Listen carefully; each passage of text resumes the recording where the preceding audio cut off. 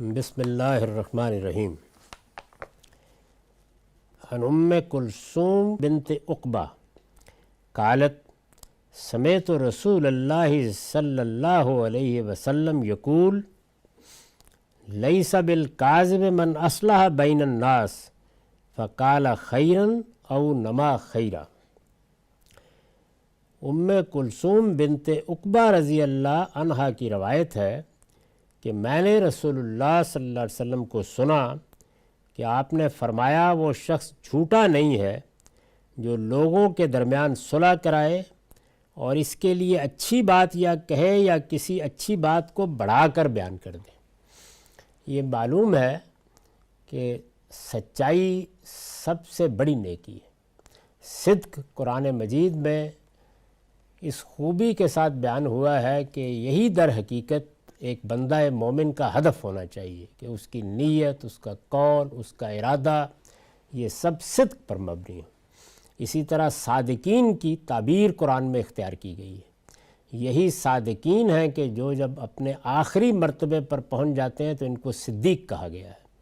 तो सच्चाई और सिद्क़ बहुत बड़ी बात है, लेकिन ऐसा होता है बाज़ औक़ात कि हम एक बड़ी आला कदर, बहुत बड़ी नेकी करना चाहते हैं, लेकिन उसके मुकाबिल में कोई ऐसी चीज़ आ जाती है जो उससे भी ज़्यादा अहमियत की हामिल होती है। बहुत सादा मिसाल इसकी ये है कि आप अपने दरवाज़े पर खड़े हैं और कोई आदमी भागता हुआ आ रहा है या औरत आ रही है और वो चीखती चिल्लाती हुई ये कहती है कि उसको कुछ गुंडे मारना चाहते हैं या उसकी इज़्ज़त ख़राब करना चाहते हैं, तो उस मौके पर आप उसको अपने घर में आने देते हैं। अब अगर वो गुंडे भागते हुए आ गए हैं तो वहाँ ये सवाल पैदा होगा ना कि क्या किया जाए, यानी क्या अब सच बोला जाए या इसकी इज़्ज़त की हिफाजत की जाए। तो ये दोनों चीज़ें बाज़ औक़ात यानी दो बड़ी कदरें हैं। सच्चाई भी एक कदर है, दयानत भी एक कदर है, इसी तरह खैरखाई भी एक कदर है, जान बचाना भी एक कदर है। तो इनमें तसादुम पैदा हो जाए तो अब क्या किया जाए, तो इस चीज़ को रसूलुल्लाह ने यहाँ वाज़े फरमाया है। तो इरशाद फरमाया है कि मैंने रसूलुल्लाह को, ये उम्मे कुलसूम बिनत उक़बा कहती हैं कि मैंने रसूलुल्लाह सल्लल्लाहु अलैहि वसल्लम को ये सुना कि आपने फरमाया कि वो शख्स झूठा नहीं है जो लोगों के दरमियान सुलह कराए। यानी एक आदमी ने यह महसूस किया कि लोग लड़ मर रहे हैं, एक जंगो जदाल की कैफियत पैदा हुई है, मैं इन दो गिरोहों को, दो कबीलों को, दो इंसानों को सुलह करा के अमन बहाल कर दूं, एक दूसरे की ताद्दी से बचा लूं। अब उस मौके के ऊपर ऐसा होता है कि बीच में आप आए हैं, आप बात सुनते हैं तो एक दूसरे के ख़िलाफ़ अपने दिल की भड़ास निकालता है। तो ऐसे मौक़ों के ऊपर अब अगर आपके सामने ये सवाल आ जाए कि अच्छा ये बताइए, आप सुलह तो फरमा रहे हैं लेकिन उसने मेरे बारे में कहा क्या है, तो आप कहते हैं कि भाई खैर ही की बात की है। तो इसमें अगरचे बात खिलाफ़ वाक़या तो होती है, यानी ये बात सच नहीं होती, लेकिन इसके करने का मकसद क्या है, यानी क्या आप धोखा देना चाहते हैं, फ़रेब देना चाहते हैं, किसी को नुकसान पहुंचाना चाहते हैं। तो यहाँ दो कदरों में तसादुम हो जाता है। तो इसका ये मतलब नहीं है कि उस मौके के ऊपर सच ये बोलना कोई बुरी बात हो जाती है या झूठ उस मौके के ऊपर जायज़ हो जाता है। ये ताबीरें सही नहीं हैं।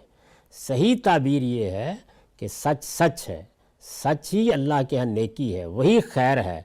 उसके मुकाबिल में एक दूसरी बहुत बड़ी कदर आ गई है, तो अल्लाह ताला अब जो आप कोई बात खिलाफ वाक़या कहेंगे उसका मुआख़ज़ा नहीं करेंगे, वो झूठ ही रहेगा, लेकिन अल्लाह उस पर मुआख़ज़ा नहीं करेंगे, उसके ऊपर गिरफ्त नहीं होगी, उसका मुआख़ज़ा उठा लिया जाएगा। ये बात है जो हुजूर बता रहे हैं।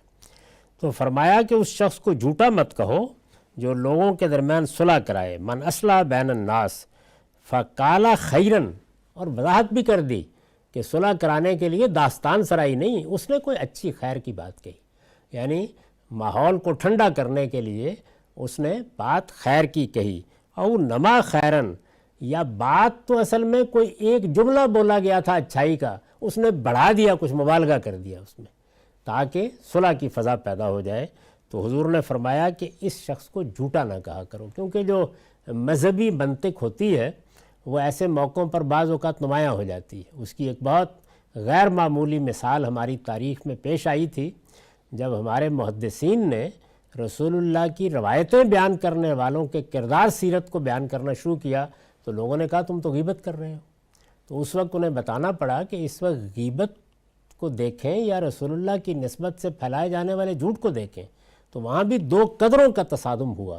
تو اس میں پھر ترجیح دی گئی اس کو کہ نہیں، اب رسول اللہ کی نسبت سے بات بیان کرنے والے کو معاف نہیں کیا جائے گا۔ معاف نہیں کیا جائے گا یہ مطلب یہ ہے کہ اس کی سیرت، کردار، گھر باہر سب کھول کر سامنے رکھ دیا جائے گا۔ تو یہاں بھی یہی ہے۔ اس پر میں نے یہ نوٹ لکھا ہے، مطلب یہ ہے کہ اس کی یہ بات اگرچہ خلاف واقعہ ہوگی، اگر اس نے صلح کرانے کے لیے کوئی اچھی بات کہی یا کسی اچھی بات کو ذرا بڑھا دیا، تو اس کی یہ بات اگرچہ خلاف واقعہ ہوگی، لیکن اللہ کے ہاں اس کو جھوٹا قرار دے کر اس کا مواخذہ نہیں کیا جائے گا، اس کی گرفت نہیں ہوگی، اس لیے کہ اس نے یہ اپنے کسی فائدے یا دوسروں کو نقصان پہنچانے اور دھوکہ دینے کے لیے نہیں، بلکہ خیر و صلاح کے جذبے سے کیا۔ یعنی جھوٹ جب قابل مواخذہ ہوتا ہے تو اس وقت ہوتا ہے جب کہ وہ اپنے فائدے کے لیے بولا جائے، دوسروں کو نقصان پہنچانے کے لیے اور دھوکہ دینے کے لیے بولا جائے۔ تو یہاں تو جذبہ ہی خیر و صلاح کا ہے، صلح ہو جائے، لڑائی ختم ہو جائے۔ اور خدا کے نزدیک یہ جذبہ یعنی خیر و صلاح کا جذبہ، صلح کرانے کا جذبہ ایسی محمود چیز ہے، ایسی پسندیدہ چیز ہے کہ اس کے لیے جھوٹ اور مبالغے جیسی برائی کا مواخذہ بھی اٹھا لیا جاتا ہے، یعنی اللہ تعالیٰ گرفت نہیں کرتا۔ یہ جو روایت تھی یہ سنن ترمذی کی ہے اور اس کا رقم ہے 1857۔